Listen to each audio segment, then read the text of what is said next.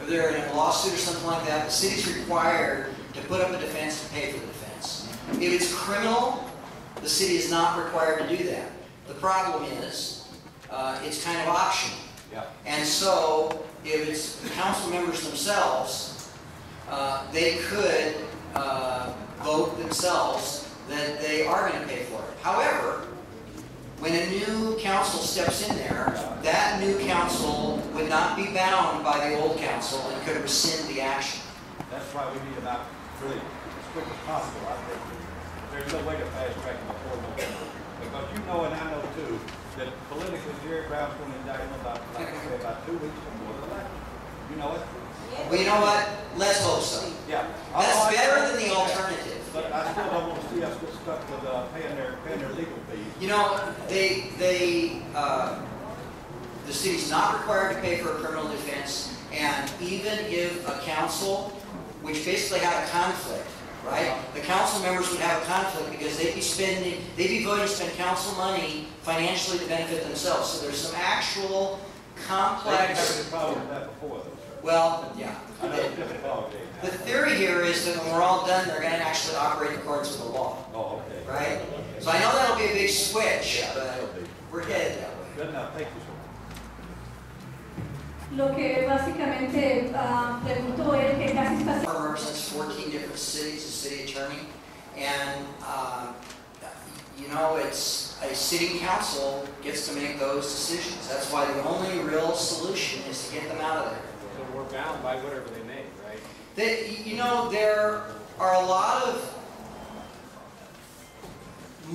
many of the decisions that they might make are reversible by the next guys that come in. Yeah, but not after the money's gone. Well, yeah, if they actually spend money, right.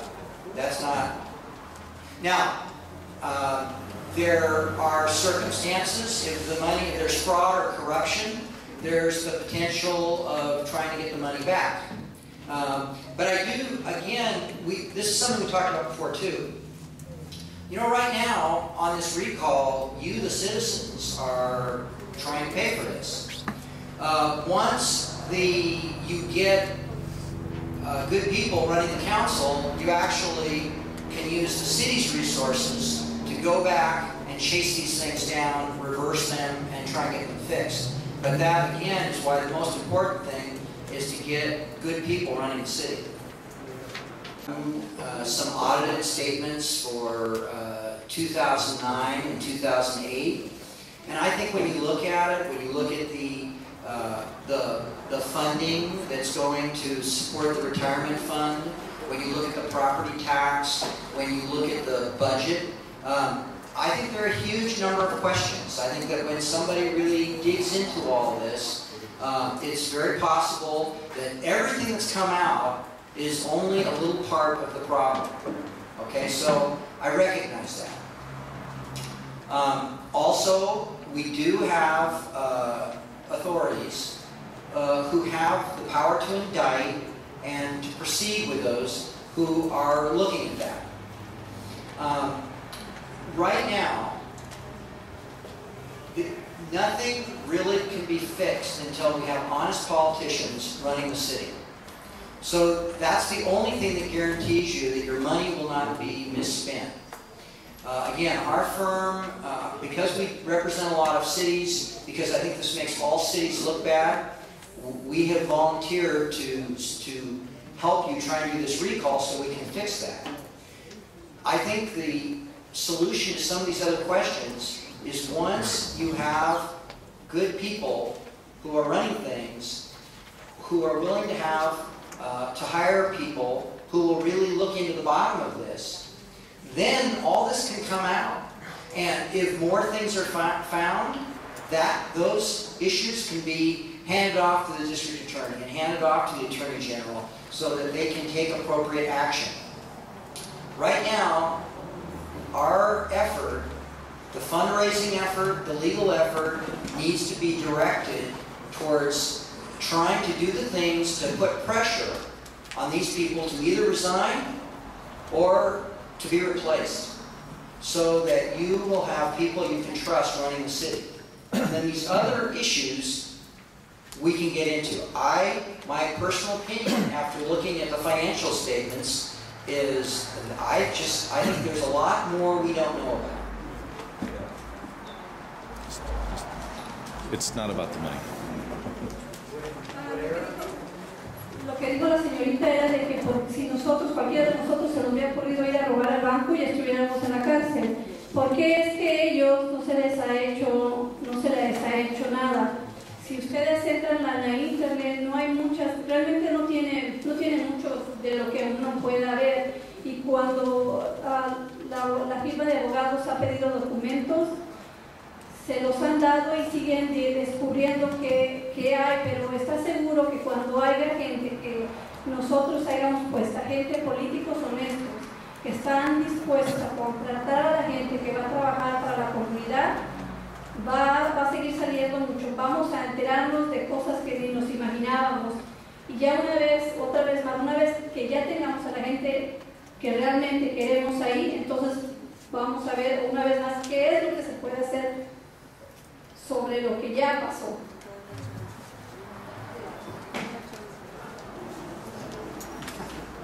Yes? Yes.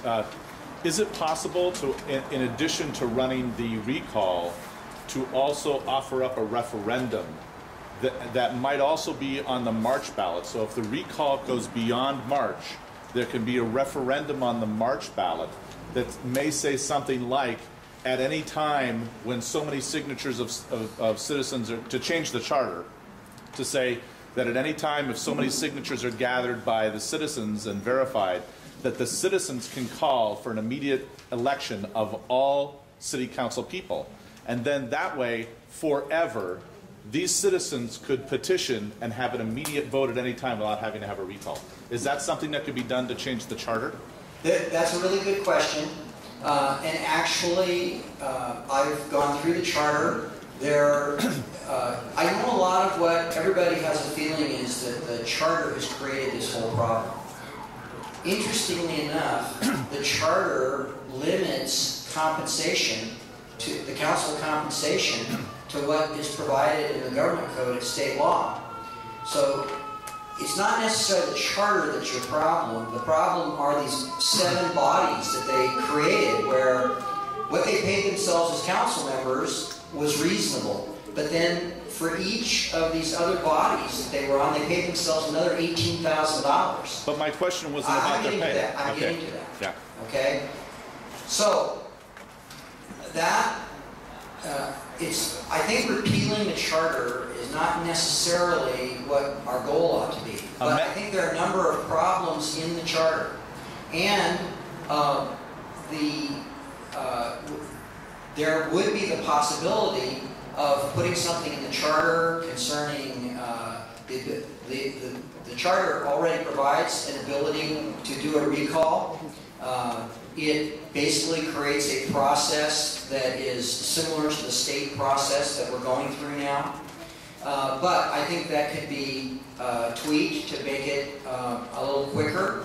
I think there could also be things, we could amend the charter to deal with that prohibit compensation for these other bodies. So you only got compensated for being a council member and you had to use the government code formula. You couldn't do this other stuff they've been doing. That could be put in the charter. The issue about, is it the city manager or the council that runs the city? The language that says it's the council could be strengthened. I've talked with your steering committee and they have suggested that we ought to put together a charter amendment. But here's the problem. Right now, the process we would have to use to amend the charter is probably longer than the recall process. Because the government process to amend the charter basically says the city attorney has to look at and approve the charter. The city attorney has to write a description of your charter amendment. So there's there's even more steps to jump through on the charter amendment.